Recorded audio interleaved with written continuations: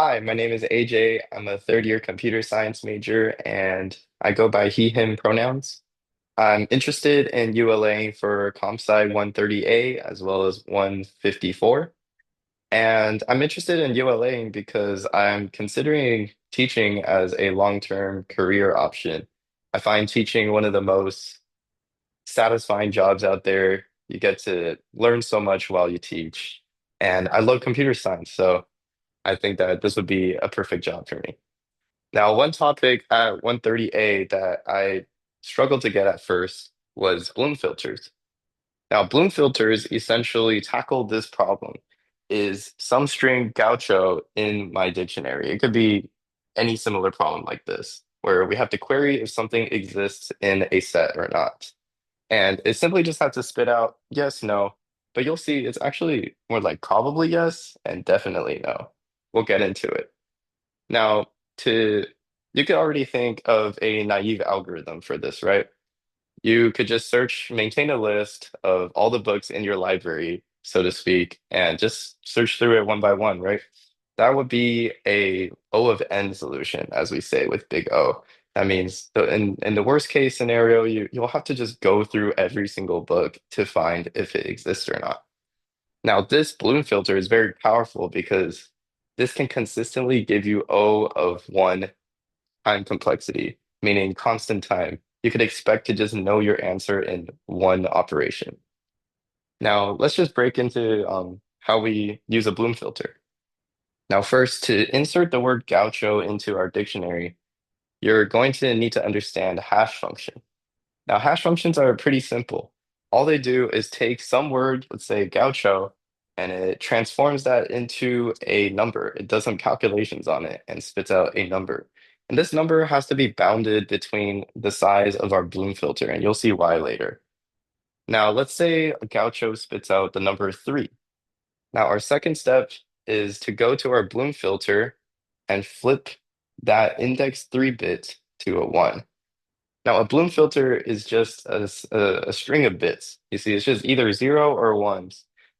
And at the beginning, they're all zeros. But as you insert more items, you're going to start flipping them at the hash position to a one. So if I insert another string, let's say AJ, maybe it flips bit number five. We'll just keep flipping. And you'll see that often they collide, right? And that'll be an important detail. Now, to query the word gaucho, let's say, is gaucho in my Bloom filter?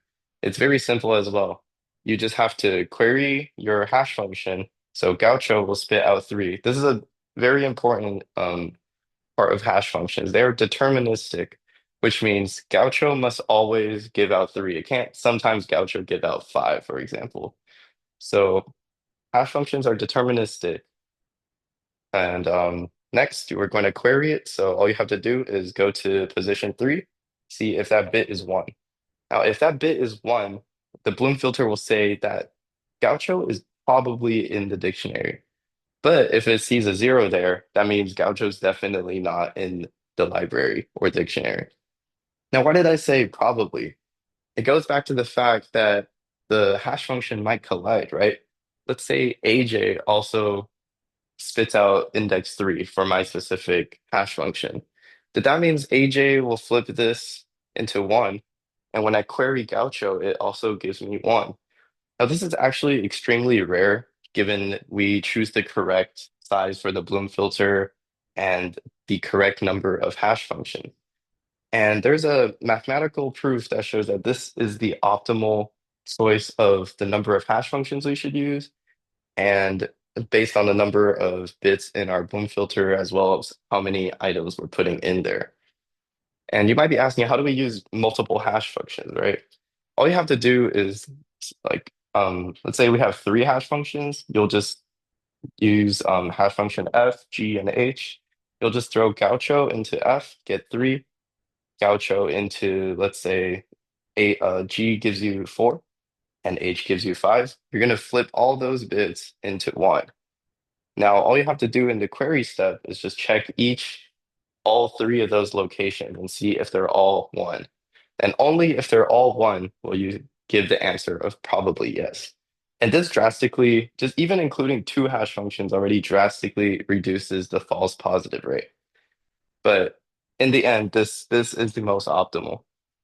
Now, what are some applications for Bloom filters? Let's say, for example, that querying Gaucho in my library database is really expensive, like it's very slow. Then instead of like having to search every single time, let's just use a Bloom filter so that like if someone searches a book we definitely know is not there, we don't waste any time searching in the super old database, right?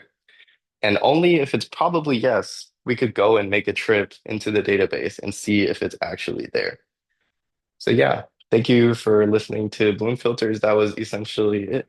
I think it's a super cool algorithm and it's quite beautiful. Thank you.